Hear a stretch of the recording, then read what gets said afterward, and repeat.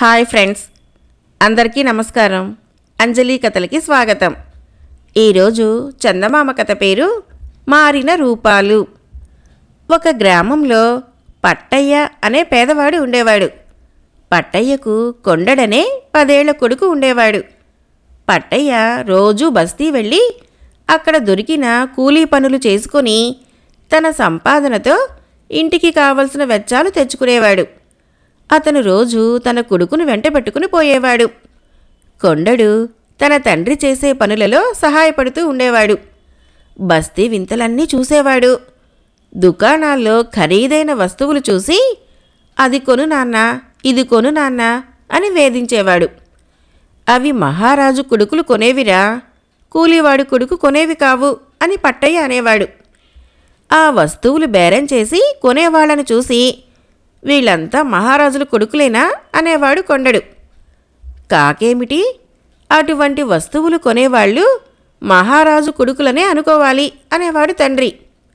నేను మహారాజు కొడుకుగా పుడితే ఎంత బాగుండేది, ఎందుకలా పుట్టలేదు నాన్న అని కొండడు అడిగేవాడు. వాళ్లకు దేవుడలా వరమిచ్చాడు, నీకివ్వలేదు అనేవాడు తండ్రి. ఈ మాట కొండడి తలలో బాగా నాటింది. భగవంతుణ్ణి ధ్యానించి తాను కూడా వరం పొంది మహారాజు కొడుకుగా పుట్టాలని కొండడికి గొప్ప కుతూహలం కలిగింది. వాళ్ళ గ్రామంలో గ్రామదేవత గుడి ఒకటి ఉన్నది. దాని వెనక అడవి ఉన్నది.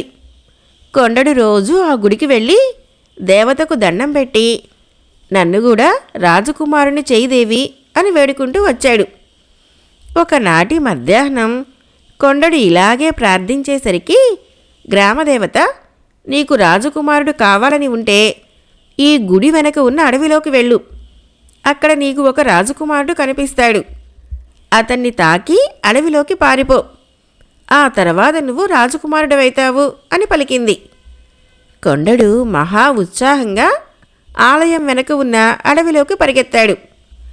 ఆ సమయంలో ఆ దేశపు రాజు ఎక్కడికో ప్రయాణం చేస్తూ అడవి సమీపంలోనే గుడారాలు దించి ఉన్నాడు. రాజు కొడుకు కొండడి వయసువాడే. ఒక జింక పిల్లను చూసి దాన్ని పట్టుకుందామనే ఆశతో అడవిలోకి పరిగెత్తుకుంటూ వచ్చి కొండడికి ఎదురయ్యాడు.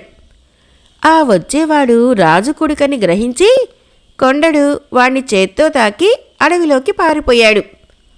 కొండడు రాజకుమారుణ్ణి తాకిన క్షణంలోనే ఒకరి రూపం ఒకరికి వచ్చేసింది. కొండడు రాజకుమారులాగా అయిపోయాడు. రాజకుమారుడు కొండడిలాగా అయిపోయాడు. తనకు పేద కుర్రాడి రూపం ఎలా వచ్చిందో రాజకుమారుడికి అర్థం కాలేదు. తనను ఇలా చేసిన కుర్రాడి కోసం వెతుకుతూ వాడు ఆలయం దగ్గరికి వచ్చేసరికి పట్టయ్య తన కొడుకును వెతుక్కుంటూ అక్కడికే వచ్చి, ఒరే ఇక్కడేం చేస్తున్నావు అని అడిగాడు. రాజకుమారుడు అది వినిపించుకోక పట్టయ్యను చూడగానే, ఒరే నన్ను మా నాన్నగారి గుడారం చేరుస్తావా, నీకు బహుమానం ఇప్పిస్తాను అన్నాడు. పట్టయ్య నిర్ఘాంతపోతూ, ఏమిట్రా నీ పేలుడు అన్నాడు. కొండడి రూపంలో ఉన్న రాజకుమారుడు దర్పంగా, జాగ్రత్తగా మాట్లాడు, నేనెవరిననుకున్నావు, రాజుగారి అబ్బాయిని అన్నాడు. పట్టయ్య ఆ కుర్రవాడి నోరు నొక్కి, ఊరుకోరా నాయన, ఎవరైనా విన్నారంటే పీక తెగిపోతుంది. అస్తమానము రాజు కొడుకు కావాలని కలవరించి చివరికి పైచ్చం తలకెక్కినట్లున్నది అంటూ రాజు కొడుకును ఎత్తుకొని ఇంటిదారి పట్టాడు. రాజు కొడుకు గిజగిజా తన్నుకుంటూ, నన్ను దించు, ఎవరు నువ్వు, నన్నెక్కడికి తీసుకుపోతున్నావు, ఎవడో కుర్ర కుంక నన్ను తాకి ఇలా మార్చేశాడు, వాడు కనిపిస్తే చంపేస్తాను అంటూ పెద్దగా కేకలు పెట్టసాగాడు. అయినా పట్టయ్య వాణ్ణి ఎలాగో పట్టి తీసుకుపోయి మంత్రాలు పెట్టించాడు. పిచ్చికి వైద్యం చేసేవాళ్లకు భూత వైద్యులకు చూపాడు. కానీ అందువల్ల కొంచెం కూడా ప్రయోజనం లేకపోయింది. రాజకుమారుడు అంతకంతకు చాలా దురుసుగా తయారయ్యాడు. పట్టయ్య వాణ్ణి గుంజకు గట్టిగా కట్టి ఉంచవలసి వచ్చింది. తన కొడుక్కేదో పెద్ద గాలి సోకిందని పట్టయ్యకు తోచింది. ఎందుకంటే రాజకుమారుడు పట్టయ్య పూరికొంపను చూసి చీదరించుకుంటున్నాడు. తిండి పెట్టబోతే చీచీ అని ముట్టడం లేదు. ఈ లోపల అడవిలో రాజకుమారుణ్ణి తాకి అతని రూపం తెచ్చుకున్న కొండడు పరిగెత్తిపోతూ రాజభటులకు దొరికాడు. వాళ్ళు రాజకుమారుడి కోసం వెతుక్కుంటూ వస్తున్నారు. వాళ్ళు కొండని చూసి, తమరిక్కడున్నారా అబ్బాయి గారు? వెతికి వెతికి చచ్చినంత పని చేశాం అని వాణ్ణి ఎత్తుకొని రాజభవనానికి తీసుకుపోయారు. కొండడు అభ్యంతరం చెప్పలేదు. అప్పటికి రాజుగారి పరివారమంతా కూడా వేట నుంచి తిరిగి రాజభవనం చేరారు. రాజభవనంలో ప్రతీదీ కొండడికి అద్భుతంగానే ఉన్నది. వాడు ప్రతి స్వల్ప విషయాన్ని వింతగా చూడటం గమనించిన రాజభటులు, ఏమిటలా వింతగా చూస్తున్నారు? రోజూ చూసేదేగా అన్నారు. కొండడు భటుల మాటలు వినిపించుకోకుండా రాజభవనమంతా కలియ తిరిగాడు. పాకశాల వద్దకు వెళ్ళి అక్కడ సేవకుల కోసం తయారయ్యే వంటకాలు నోట వేసుకొని, ఎంత బాగుంది, అద్భుతం అనసాగాడు. మీకీ పనివాళ్ల వంటకాలు తినే కర్మేమిటి మహారాజా? తమరి వంట వేరే జరుగుతున్నది అని అక్కడి వాళ్ళు చెప్పారు. కానీ కొండడు వినిపించుకునే స్థితిలో లేడు. చూడటానికి రాజకుమారుడే కానీ అతని ప్రవర్తన ఏమాత్రము రాజకుమారుడిదిగా లేదు. ఈ సంగతి రాజభవనంలోని నౌకర్లందరూ గుర్తించి రాజుగారితో చెప్పారు. రాజుగారు కొండణ్ణి తన దగ్గరికి రప్పించి, చూస్తూనే తన కొడుకునేదో క్షుద్రగ్రహం ఆవేశించిందని తెలుసుకొని నిర్బంధంలో పెట్టించి వైద్యులను మంత్రవేత్తలను పిలిపించాడు. 2-3 రోజుల పాటు గ్రహపూజలు, మంత్రోచ్చాటనలు, వైద్యము జరిగినా రాజకుమారుల్లో మంచి మార్పేమీ లేదు. పైపెచ్చు వాడు రాజభవనం నుంచి పారిపోవటానికి కూడా 1-2 సార్లు ప్రయత్నించాడు. తన కొడుకును ఎప్పటి మనిషిని చేసిన వాడికి 10,000 రూకలిస్తానని రాజు దండోరా వేయించాడు. ఈ చాటింపు వార్త పట్టయ్య ఉండే గ్రామానికి కూడా చేరింది. అందరూ వింతగా చెప్పుకున్నారు. కొండడి రూపంలో పట్టయ్య ఇంట ఉంటున్న రాజకుమారుడు పరిస్థితి అర్థం చేసుకున్నాడు. తనను తాకినవాడు ఈ పట్టయ్య కొడుకు. కానీ వాడేమైపోయినది ఇంతదాకా రాజకుమారుడికి తెలియరాలేదు. వాడు తన స్థానంలో రాజభవనం చేరాడని దండోరా మూలంగా ఇప్పుడు తెలిసింది. తమ రూపాలు ఎందుకిలా మారాయో వాడికి తెలిసి ఉండాలి. వాడితో ఒకసారి మాట్లాడితే తనకు కూడా తెలుస్తుంది. అందుకని రాజకుమారుడు తన ప్రవర్తన పూర్తిగా మార్చేసుకొని తానే కొండడైనట్లు నటించసాగాడు. పట్టయ్యకు పరమానందమైంది. ఆయన వాడి కట్లు విప్పి ఇంట్లో తిరగనిచ్చాడు. రాజు కొడుకు పట్టయ్యతో, రాజుగారబ్బాయికి కూడా మనసు చెడిందటగా అన్నాడు. అవును, చాటింపు విన్నావా ఏం? వాణ్ణి బాగు చేస్తే 10,000 ఇస్తారట కూడా అన్నాడు పట్టయ్య. వాడికి నేను చికిత్స చేయగలను, మనం అక్కడికి పోదామా అన్నాడు రాజు కొడుకు. నువ్వు నిజంగా నయం చేస్తే మన దరిద్రం తీరిపోతుంది అన్నాడు పట్టయ్య. ఇద్దరూ కలిసి రాజభవనానికి వెళ్లారు. రాజకుమారుడు తమని పలకరించే పద్ధతి చూస్తే రాజభటులకు ఆశ్చర్యం వేసింది. ఆ కుర్రవాడు చూడటానికి ఎవరో లాగున్నాడు. కానీ రాజభవనంలో అన్ని ప్రాంతాలు తెలిసినవాడిలాగా, అందర్నీ ఎరిగినవాడిలాగా కనబడింది. అందుచేత వాళ్ళు అడ్డుపుల్లలు వేయకుండా పట్టయ్యను రాజకుమారుణ్ణి రాజుగారి ఎదుట పెట్టారు. నన్ను ఒక్కసారి ఆ కుర్రాడితో మాట్లాడనిస్తే మీ వాణ్ణి మీకు చూపిస్తాను అన్నాడు రాజకుమారుడు రాజుతో. రాజుకు ఆ మాటలో ఎందుకో నమ్మకం కలిగింది. రాజు వాణ్ణి ఒంటరిగా కొండడున్న చోటికి పంపాడు. ఇద్దరూ మాట్లాడుకున్నారు. కొండడు రాజకుమారుడికి జరిగిందంతా చెప్పి, నేనిక్కడ ఉండను, నాకిక్కడ కొంచెం కూడా బాగాలేదు అన్నాడు.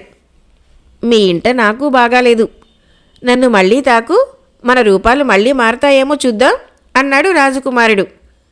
కొండడు రాజకుమారుని తాకాడు. ఇద్దరికీ యథారూపాలు వచ్చేశాయి.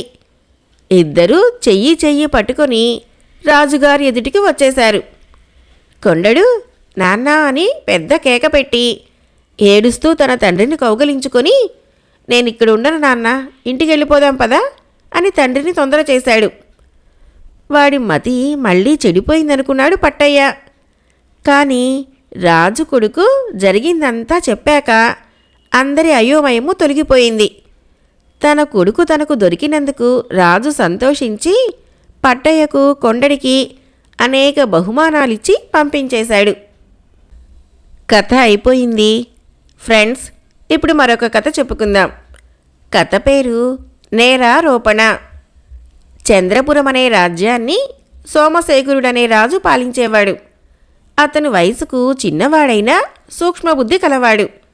అతనికి తన పురోహితుడంటే చాలా గురి. ఏ పని చేయవలసి వచ్చినా రాజపురోహితుడు సలహా లేకుండా చేసేవాడు కాడు. అందువల్ల అతనికి చాలా లాభించేది. సోమశేఖరుడి వివాహం ఒక్కటే పురోహితుడు సలహా లేకుండా జరిగింది.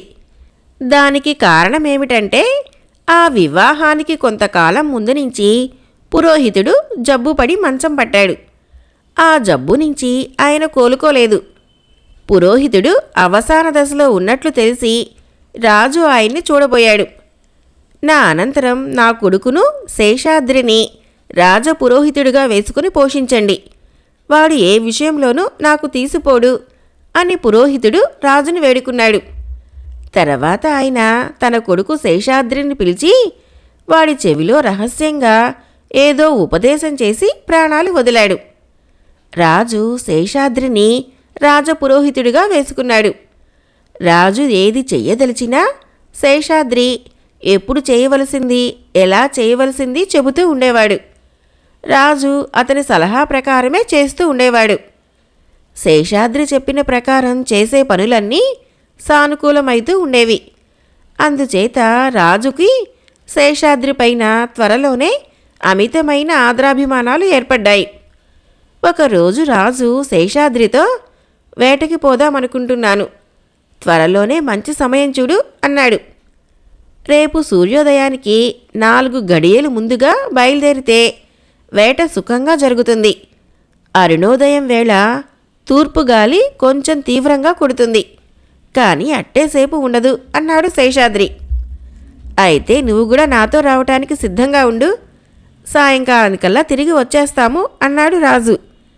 శేషాద్రి చెప్పిన వేళకే అందరూ కలిసి బయలుదేరి తూర్పు తెల్లవారే సమయానికి నగరం వెలుపలికి చేరుకున్నారు. సరిగ్గా అదే సమయానికి తూర్పు నుంచి ఈదురుగాలి తీవ్రంగా సాగింది. అబ్బా, ఎంత చలిగా ఉన్నది! గాలి గట్టిగా వీస్తుందని నువ్వు ముందే చెప్పావు. నాకే జ్ఞాపకం లేకపోయింది.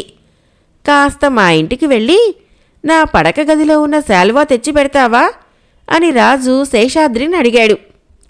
శేషాద్రి తన గుర్రం మీద వేగంగా రాజభవనం చేరుకున్నాడు. అతను తిన్నగా రాజుగారి పడక గదిలోకి వెళ్ళి లోపల అడుగు పెట్టబోతూ ఉండగా చనిపోతూ తన తండ్రి పెట్టిన ఆంక్షలలో ఒకటి జ్ఞాపకం వచ్చింది.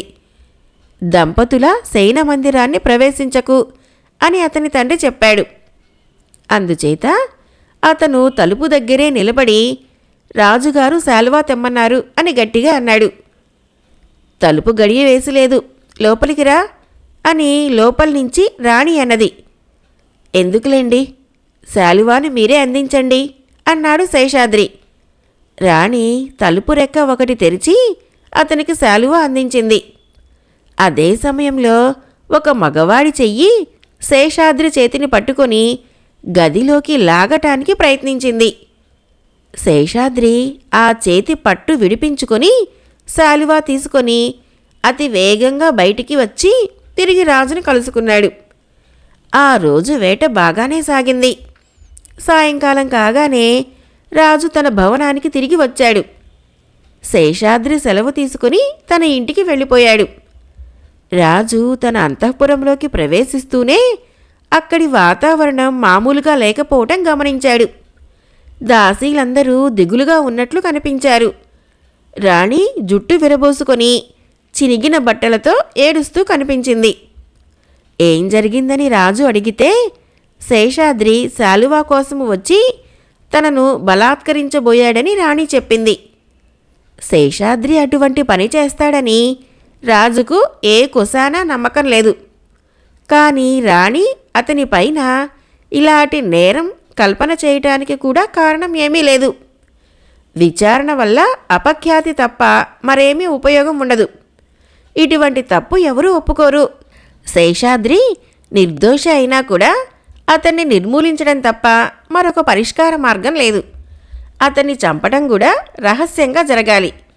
రాజు ఈ విధంగా నిశ్చయించుకుని మర్నాడు ఉదయం దక్షిణ ద్వార భటుణ్ణి పిలిచి, ఒరే, నీ దగ్గరికి ఒక మనిషి వచ్చి రాజుగారు చెప్పిన పని చేశావా అని అడుగుతాడు. అలా అడిగిన మనిషి ఎవరైనా సరే తక్షణమే అతని తల కత్తితో నరికెయ్యి అని హెచ్చరించి పంపాడు. కొంతసేపటికి శేషాద్రి మామూలు ప్రకారం రాజుగారి వద్దకు వచ్చి స్వస్తివాచనం చేశాడు. రాజు శేషాద్రితో, దక్షిణ ద్వార భటుడికి ఒక పని చెప్పాను. నువ్వు వాడి దగ్గరికి వెళ్ళి రాజుగారు చెప్పిన పని పూర్తి చేశావా అని అడుగు అన్నాడు. శేషాద్రి సరేనని దక్షిణ ద్వారం కేసి వెళుతూ ఉండగా అతని స్నేహితుడైన ఒక బ్రాహ్మణుడు కనిపించి, శేషాద్రి, నీకోసమే వస్తున్నాను. మా ఇంటికి ఒకసారి వచ్చి సత్యనారాయణ పూజ చేయించి వెళ్ళు అన్నాడు. తన తండ్రి చేసిన హెచ్చరికలలో మరొకటి జ్ఞాపకం వచ్చి శేషాద్రి ఆ బ్రాహ్మణ మిత్రుడి వెంట వెళ్ళి పూజ చేయించి ప్రసాదం తీసుకొని ఆ తర్వాత దక్షిణ ద్వారం కేసి బయలుదేరాడు. ఈ లోపల రాజుగారి ప్రధానమంత్రి విశ్వజిత్తుడనేవాడు రాజుగారి దగ్గరికి వచ్చి, నిన్న మీ పురోహితుడు చాలా అక్రమంగా ప్రవర్తించాడు అన్నాడు. అవునవును, నాకు తెలిసింది అన్నట్టు దక్షిణ ద్వారపాలకుడికి ఒక పని చెప్పాను. దాన్ని వాడి పాటికి పూర్తి చేసి ఉండాలి. ఆ విషయం కాస్త విచారించి వస్తావా అన్నాడు రాజు. విశ్వజిత్తు గబగబా దక్షిణ ద్వారం వద్దకు వెళ్ళి అక్కడ భటుడితో, ఒరే, రాజుగారు నీకేదో పని చెప్పారట, ఆ పని పూర్తి అయిందా అని అడిగాడు. వెంటనే భటుడు కత్తితో విశ్వజిత్తుడి తల నరికి దాన్ని ఒక గుడ్డలో చుట్టి తెచ్చి రాజుగారి దగ్గర పెట్టాడు. నీ పని అయిపోయింది, ద్వారం మూసి ఇవాల్టికి నువ్వు వెళ్ళిపో అన్నాడు రాజు. గుడ్డలో చుట్టి ఉన్నది శేషాద్రి తలేనని రాజు అనుకున్నాడు. కానీ మరి కొంచెం సేపటికల్లా శేషాద్రి తిరిగి వచ్చి, మహాప్రభు, దక్షిణ ద్వారం మూసి ఉన్నది, అక్కడ ఎవరూ లేరే అన్నాడు. రాజు అతన్ని చూసి నిర్ఘాంతపోయి, నిన్ను దక్షిణ ద్వారం వద్దకు వెళ్ళమని చెప్పి ఎంతసేపు అయింది? ఇప్పుడు వెళ్ళి వస్తున్నావా? ఇంతసేపు ఏం చేస్తున్నావు అని అడిగాడు. ఒక స్నేహితుడి ఇంట సత్యనారాయణ పూజ చేయించవలసి వచ్చింది, అందుచేత ఆలస్యమైంది అన్నాడు శేషాద్రి. నా ఆజ్ఞ కన్నా నీకు ఆ పూజ ముఖ్యమైందా అన్నాడు రాజు. అవును, నా తండ్రి ప్రాణం విడుస్తూ నాకు కొన్ని బోధలు చేశాడు, నేను వాటిని అతిక్రమించకుండా నడుచుకుంటున్నాను అన్నాడు శేషాద్రి. ఏమిటా బోధలు అని రాజు అడిగాడు.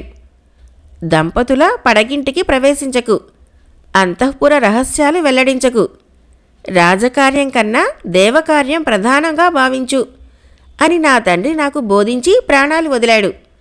రాజకార్యం కన్నా దేవకార్యం ముఖ్యమని నా స్నేహితుడింట దేవపూజ పూర్తి చేసి మీ పని మీద వెళ్ళాను అన్నాడు శేషాద్రి. నిన్న ఉదయం శాలువా ఎలా తెచ్చావో చెప్పలేదే? దంపతుల పడకగది ప్రవేశించవు గదా అన్నాడు రాజు. అందులో అంతఃపుర రహస్యం ఉన్నది కనుక తమతో ఆ విషయం చెప్పలేదు అన్నాడు శేషాద్రి. నేనే అడుగుతున్నాను కనుక చెప్పవచ్చు, చెప్పు అన్నాడు రాజు. రాణి తనను గదిలోకి రమ్మనటము, తాను ఆమెనే శాలువా ఇవ్వమనటము, తాను శాలువా తీసుకునే సమయంలో ఎవరో మగవాడి చెయ్యి తనను లోపలికి లాగ ప్రయత్నించడము, తాను తప్పించుకొని రావటము మొదలైన వివరాలన్నింటినీ శేషాద్రి రాజుకు చెప్పాడు. రాజు అంతా విని, నువ్వు కాలజ్ఞానం కలవాడివి కదా, ఈ రహస్యం వెనక ఉన్న కుట్ర ఏమిటో కూడా నాకు వివరంగా చెప్పు అన్నాడు. మహారాజా, నేను శాలువా తెచ్చే దారిలోనే అదంతా అంచనా వేశాను. మీ సన్నిహితుడొకడు మిమ్మల్ని హతమార్చడానికి పన్నాగం పన్నాడు. మీకు భార్యను నిశ్చయించింది కూడా అతనే. వివాహం అయ్యాక ఆ ఇద్దరూ మిమ్మల్ని హత్య చేసే మార్గాలు ఆలోచిస్తున్నారు. కానీ వారికి పక్కలో బల్లెంలాగా నేను దాపురించాను. అందుచేత ముందు నన్ను హతమార్చడానికి ఎత్తువేశారు. ఈ ఎత్తు పారదని తెలిసి నేను నిశ్చింతగానే ఉన్నాను. మీకు కూడా ఈ పూట నుంచి శత్రుభయం తీరిపోయిందనే నా విశ్వాసం. అందుకే మీకేమీ హెచ్చరిక చేయలేదు అన్నాడు శేషాద్రి. శేషాద్రి ఆ మాట అన్నాక రాజు గుడ్డమూట విప్పి విశ్వజిత్తుడి తలను చూసి, వీడే నా సన్నిహిత శత్రువై ఉండాలి. మీ తండ్రి మంచంలో పడి ఉండగా ఈ దుర్మార్గుడే నా వివాహ బాధ్యత అంతా తనపై వేసుకున్నాడు అన్నాడు. రాజు తన మంత్రి తలను తీసుకుపోయి తన భార్యకు చూపించాడు. ఆమె కెవ్వున అరిచి మూర్ఛపోయింది. ఆమె దుర్మార్గం రుజువైంది. రాజు ఆమెను చెరలో పెట్టించి శేషాద్రి నిర్ణయించిన మరొక కన్యను పెళ్లాడి అతడిచ్చే సలహాల ప్రకారం నడుస్తూ సుఖంగా ఉన్నాడు. కథ అయిపోయింది. ఫ్రెండ్స్, నా కథలు నచ్చినట్లయితే మన ఛానల్ని తప్పకుండా సబ్స్క్రైబ్ చేసుకోండి, లైక్ చేయండి, మీ ఫ్రెండ్స్కి షేర్ చేయండి, మంచి కామెంట్ చేయండి. Thank you.